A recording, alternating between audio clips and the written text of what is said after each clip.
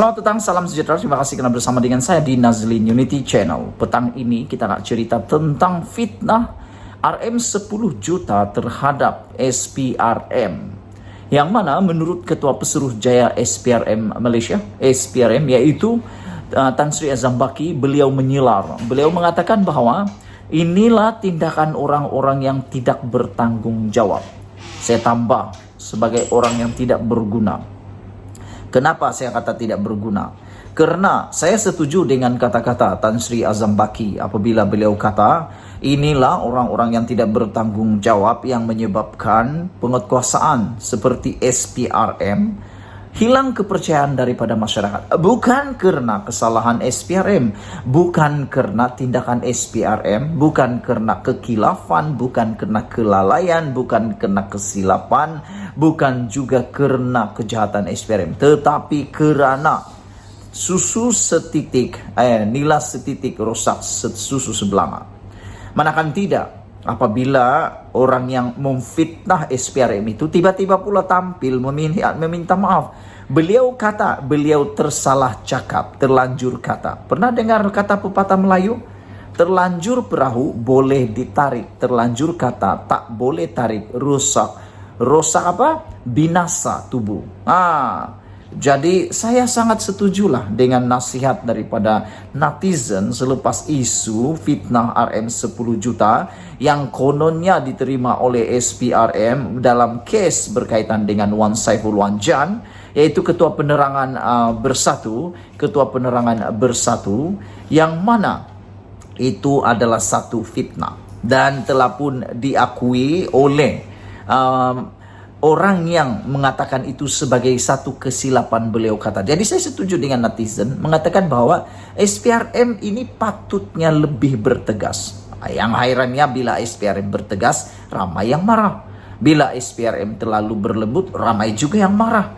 Tapi saya sebagai penganalisis politik dan pemerhati politik dan juga untuk pengamal kepada medsos ini, media sosial ini, pempengaruh media sosial, saya percaya SPRM patut untuk lebih bertegas. Mana-mana pihak yang terbukti memfitnah, terbukti memperkecil-kecilkan credibility SPRM, patut cepat-cepat diambil tindakan. Supaya kenapa? Supaya semua orang yang terlibat atau ada niat lagi untuk mau memfitnah SPRM, berhentilah memfitnah, tidak berani lagi selepas ini. Kadang-kadang saya setuju juga dengan Sabudin Husin yang mengatakan bahwa beliau kagum dengan apa yang Anwar Ibrahim buat.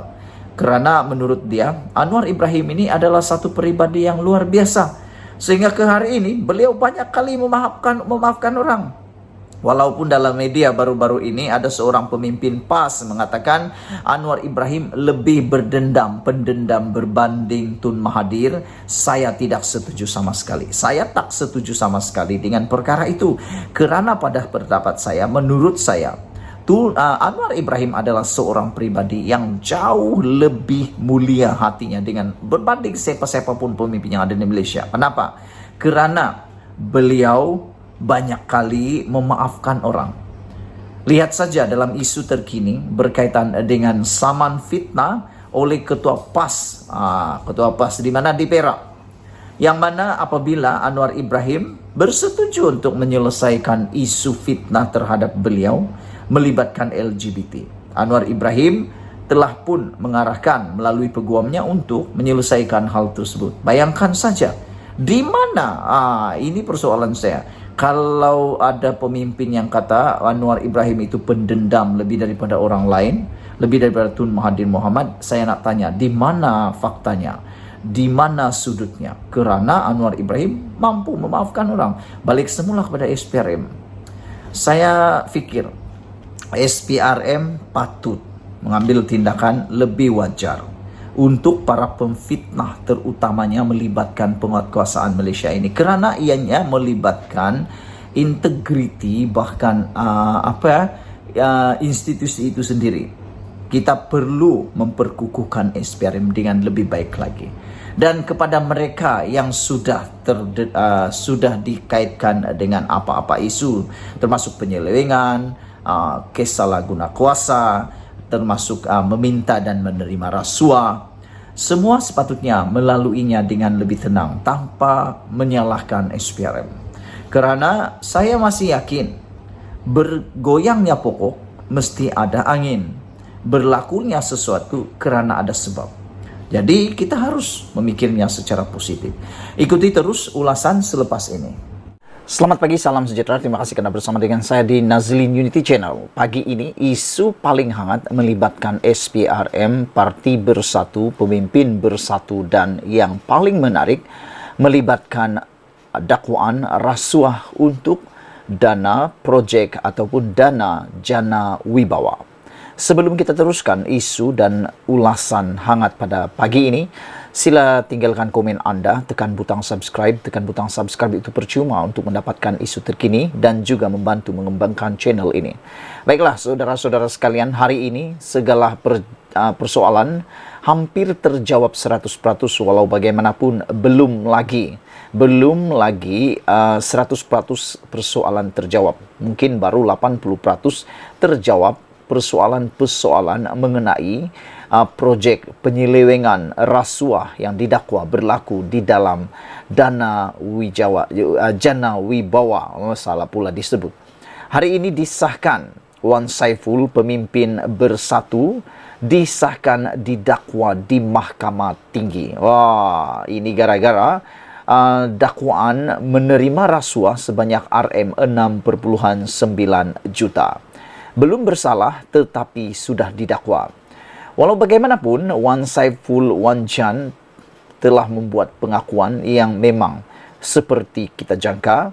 Beliau tidak mengaku bersalah, bahkan beliau tak mengaku minta terima rasuah Rm6,9 juta. Jadi oleh sebab itulah dimohon untuk dibicarakan. Ketua Penerangan Bersatu, Datuk Wan Saiful Wanjan, dihadapkan ke Mahkamah Session hari ini atas dua pertuduhan meminta dan menerima rasuah berjumlah Rm6,9 juta membabitkan projek Jana Wibawa bernilai Rm232,0 juta pada tahun lalu. Bagaimanapun, Wan Saiful, 48 tahun, yang juga ahli parlimen Tasik Gelugur Pulau Pinang, mengaku tidak bersalah sejurus pertuduhan dikemukakan terhadapnya di hadapan Hakim Azura Alwi. Saudara-saudara sekalian, apa yang kita memang kagum ialah apabila SPRM melakukan tugasan begitu tangkas cepat, sehinggakan dakwaan telah pun dibuat. Selepas siasatan hari demi hari, dalam beberapa minggu, akhirnya ada orang yang mula disiasat. Dan juga dinyatakan bahawa Wan Saiful sebenarnya bersama seorang ahli perniagaan juga yang mesra bersatu telah didakwa di mahkamah hari ini. Suruhan Pencegahan Rasuah Malaysia SPRM dijangka akan mendakwa Ketua Penerangan Bersatu yang telah didakwa pun hari ini ketika agensi itu sedang menyiasat kewangan parti berkenaan. Sumber SPRM mengesahkan ahli parlimen Tasik Gelugur itu telah ditahan dan akan didakwa di mahkamah hari ini berhubung inisiatif Jana Wibawa. Beberapa sumber Bersatu juga mengesahkan kepada Malaysia Kini bahawa Wan Saiful telah pergi ke ibu pejabat SPRM di Putrajaya hari ini untuk membantu siasatan. Satu sumber berkata dia telah pergi ke pejabat SPRM pada jam 8 malam dan tidak dapat dihubungi sejak itu. Dijangka turut didakwa bersamanya pagi ini ialah seorang ahli perniagaan iaitu Adam Razlan yang sebelum ini telah ditahan reman beberapa hari untuk proses siasatan oleh SPRM. Sementara itu, jemputan akhbar daripada SPRM menyatakan dua individu akan didakwa di Mahkamah Kuala Lumpur berhubung kes Jana Wibawa pada pagi ini. Kedua-dua individu itu tidak dinamakan seperti amalan biasa dalam jemputan sedemikian. Penangkapan itu dibuat ketika siasatan terhadap akaun Bersatu dan inisiatif kerajaan semasa era Presiden Bersatu, iaitu Muhyiddin Yassin menjadi Perdana Menteri. SPRM telah pun membekukan akaun bank Bersatu dan menyoal Muhyiddin pada 16 Februari selama berapa jam berhubung Jana Wibawa. Program Jana Wibawa atau program Jana Ekonomi Pemerkasaan Kontraktor Bumiputra Berwibawa diperkenalkan untuk mempercepatkan pelaksanaan projek dan memacu pemulihan ekonomi negara pasca COVID-19. Ia juga bertujuan meningkatkan kemampuan kontraktor Bumiputra untuk membantu mereka menjadi lebih berdaya tahan dan berdaya saing.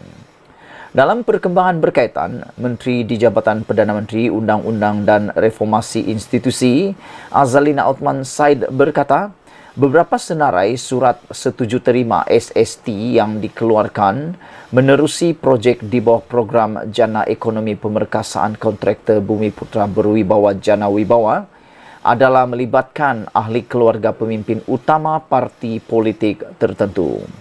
Bagaimanapun, menurut beliau, Suruhanjaya Pencegahan Rasuah Malaysia SPRM setakat ini belum dapat mengenal pasti nilai sebenar projek itu.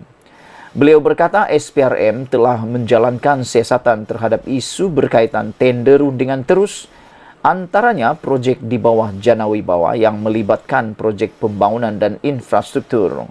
Sebanyak 56 projek telah mendapat SST dan keseluruhan projek tersebut bernilai RM 6.3 bilion. Katanya menerusi jawapan di Parlimen hari ini kepada pertanyaan ahli Parlimen Bagan Lim Guan Eng yang bertanyakan berapa banyak projek yang terlibat dalam salah guna kuasa dan apakah nilai projek tersebut. Ikuti terus ulasan selepas ini.